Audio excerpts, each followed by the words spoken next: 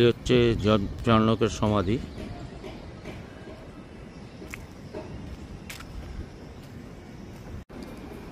দু 2003-04 সাল অবধি 24শে আগস্ট কলকাতার প্রতিষ্ঠা দিবস পালিত হতো মহাসমারোহে। সেই উদযাপনের অঙ্গ হিসেবে স্মরণ করা হতো জব চাণক্যকে। মনে করা হতো তিনিই কলকাতার প্রতিষ্ঠাতা। পাঠ্যপুস্তকেও সেটা লেখা থাকত। 1686 খ্রিস্টাব্দে 24শে আগস্ট চাণক্য প্রথম পা রাখেন সুতানুটিতে। সেই দিনটাকেই কলকাতার জন্মদিবস মানা হতো। জব চাণক্য কলকাতা প্রতিষ্ঠাতা কিনা তা নিয়ে অনেক মতবিরোধ আছে। চাণক্য সুতানুটিতে পা রাখার অনেক আগে থেকেই, অন্তত 60 বছর আগে থেকেই সেখানে আর্মেনীয় বণিকদের বসতি ছিল। তাই কলকাতা শহর প্রতিষ্ঠার গৌরব তারাও দাবি করেন। কিন্তু কি প্রমাণ রয়েছে এই দাবির? কলকাতার আর্মেনিয়াম গোরস্থানের একটি কবরে নাম ফলকে লেখা তারিখই এই দাবির মূল প্রমাণ হিসেবে বিবেচিত হয়। সেই নাম ফলকের তারিখটি ছিল 1630 সালের 11ই জুলাই। 2001 সালে এই নিয়ে একটি মামলা হয় হাইকোর্টে। আদালত 5 জনের একটি কমিটি গঠন করে এবং 2002 সালের নভেম্বর মাসে ওই কমিটি রিপোর্ট পেশ করে। তাতে বলা হয় কলকাতার কোনো নির্দিষ্ট জন্মদিন থাকা সম্ভব নয়।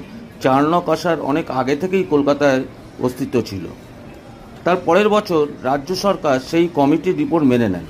তারপর আদালত নির্দেশ দেন যে পাঠ্যপুস্তকে সহ অন্য কোনো জায়গায় কলকাতার জন্ম তারিখ উল্লেখ করা যাবে না, আর কলকাতার প্রতিষ্ঠাতা হিসেবে চাণক্যের নামও লেখা যাবে না। চাণক্য বিয়ে করেছিলেন এক ভারতীয় নারীকে।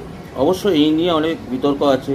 চাণক্য একটি সতীদাহ প্রথা দেখতে যান, কিন্তু পরে মেয়েটির রূপে মুগ্ধ হয়ে তাকে উদ্ধার করে নিয়ে আসেন নিজের আবাসে। সেই তরুণীকেই পরবর্তী সময় চাণক্য বিয়ে করেন এবং মেয়েটির নতুন নাম দেন মারিয়া। চাণক্য দম্পতির ঘরে 4 সন্তান জন্ম নেয়। 1692 সালে স্ত্রীর মৃত্যুর পর তিনি স্ত্রীকে হিন্দু রীতি অনুযায়ী না পুড়িয়ে কবরস্থ করেন। কবরের ওপরে একটি সৌধ নির্মাণ করেন।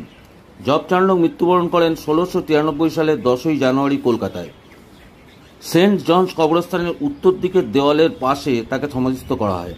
তার মৃত্যুর বছর 4 পরে জামাতা চার্লস আয়ার কবরের ওপরে একটি বড়সড় অষ্টভুজাকার 4টি খাড়া স্মৃতিফলক বিশিষ্ট সমাধি সৌধ নির্মাণ করেন।